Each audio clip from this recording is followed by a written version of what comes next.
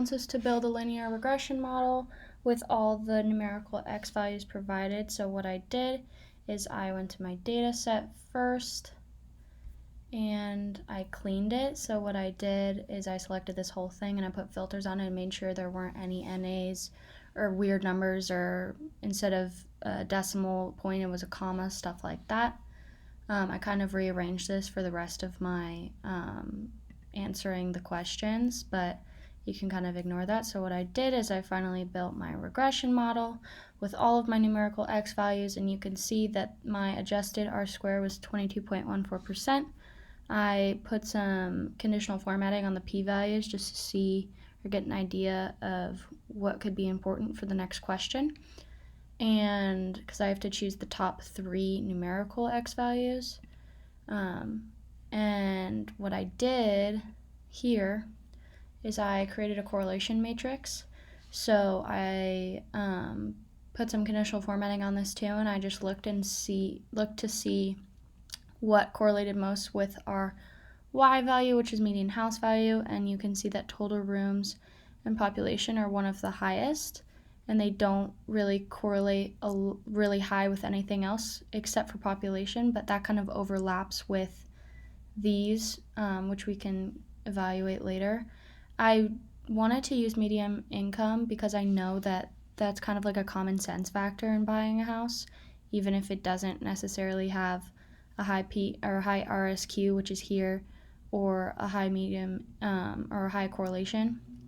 So I basically tested a combination of a bunch of these x variables, and I came down to that the highest R-squared that I could get of 3 of the x variables was 20.94, and it was with safety index, median income, and population. And I know it's pretty robust because the p-values are at 0% as well. So I put that in my answer here. And then for my parsimonious model, I kind of did the same thing. I kept my original x variables here, but what I had to do is convert my categorical variables from my neighborhood and location into dummy columns. So what you have to do first is I copied the location column and removed the duplicates, and I think I got about 20 here, and it can only hold 16. So what you have to do is do a VLOOKUP function, which I did here, and converted them into states. So basically I looked up if this is found in this column here, which is dataset 3B, which you have to anchor. And then the 4 comes from 1, 2, 3, 4. So it's going to look it up in this column specifically. False is the exact match. Enter that, double click it down. Then you have your states. I copied this and removed the duplicates, and I found that we have 5 options. One of the instructions is that we have to do the highest count, and the highest count for the neighborhood and the states, or the city one, was California and waterfront, so I know those are going to be my base variables. I created my dummy columns by going here, doing an if function. If I have to go over here, if this state in the state column is equal to this state up here, then you're going to give me a 1 or a 0. Anchor that, anchor the column in the row, so you can drag it over. Double click for all the states, do it down.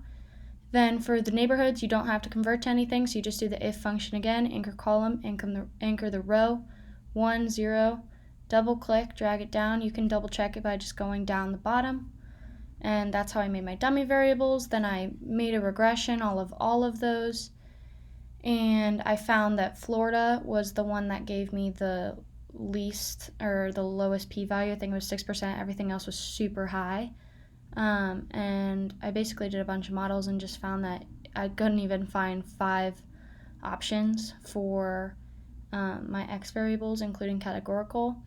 And this is kind of what I came up to as my final regression model with the R-squared of 20.97%, and Florida is still high at 16, but that's lower than incorporating other categorical variables as well. So I put that here, and I just put NA. For question number 4, when it's asking whether to do waterfront or suburban, I basically did the average median house value of, I think this one is, let me check.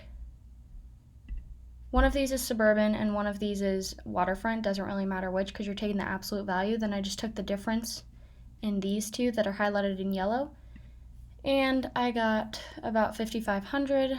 Then for estimating my median house value, I took the coefficients that I found in my regression final, copy them, oh it's in this one, over to here.